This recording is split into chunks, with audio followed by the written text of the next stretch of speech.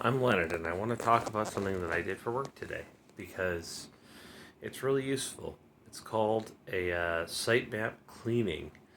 Think of it like a spring cleaning, but for your sitemaps for Google. And sorry, I'm like right about to go to bed. Earplug, see. But the long story short is that what you do is you spring clean your sitemaps after a couple of years. And you might wonder, why might I do this? Well, spring cleaning your sitemaps is a few good things it can cause.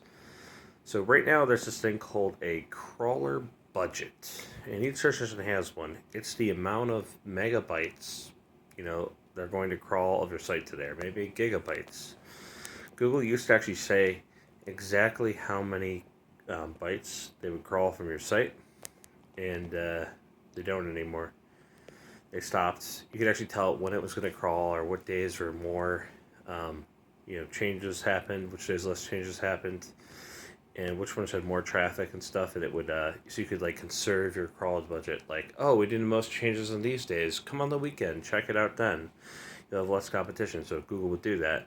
Nowadays, Google doesn't let that control happen. That was in the old Search Console, which you're no longer allowed to access. So, um, you know, yeah. So what happens next though is you have to clean out your sitemaps once in a while, and it's pretty simple.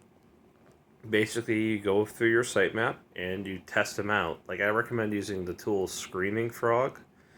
I think it's screamingfrog.co.uk, and obviously it's their tool. You download it. You can download up to 500 on it. So just break your sitemap into groups of 500 and start like scanning it. And like today, first thing I did is I eliminated all the 400 errors. So obviously over time, 400 errors started happening. Remove this page, remove that page. So, I went through there, found all the 400 errors, and just simply removed the line from the sitemap in Notepad++. Poof, done. And I did it through all the sitemaps, and then it was done in that way. Then the next thing I did, I went through and I found the 301 redirects, because it's just like, we don't need to add that bandwidth on it. It doesn't need to go through a maze to get to the page. It should just go directly to the page optimally. That's the best way to do it. Like a 301 redirect's great, but relinking it's better. So yeah, so what I did is I actually went in there and I was like, okay, cool. And I went through and I swapped out the 301 redirects, like the initial links with the final links that were redirected to in the sitemap. And then poof, sent it back in. And then when I was there, I discovered something else pretty cool too.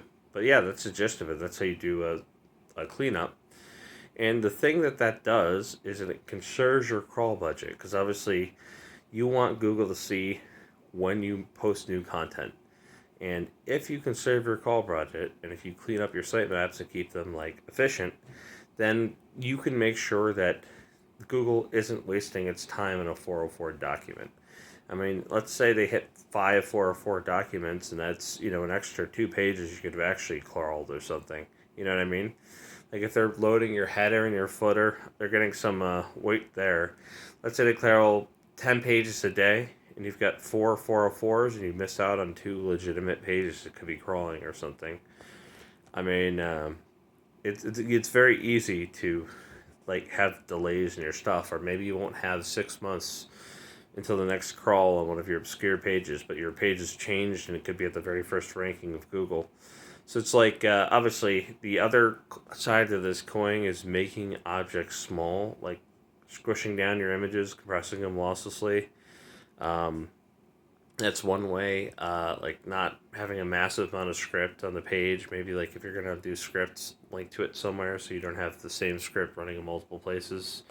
Duplicate script isn't good, but obviously HTML minification, CSS minification, JavaScript minification, all of those also help increase the crawl budget and the scrape speed, because obviously the budget doesn't change, but if you lower the number of kilobytes in your file, you can actually make it so your budget goes further. So yeah, that is a Leonard tip for the week. I'm probably just going to do one of these once in a while because I'm building up my own website, and I'm just going to like put these as videos on there. So, establish myself as an expert. And obviously, I learned what I learned initially, a lot of it through videos on YouTube. So it's like, pass the buck forward, or pass the torch in this case.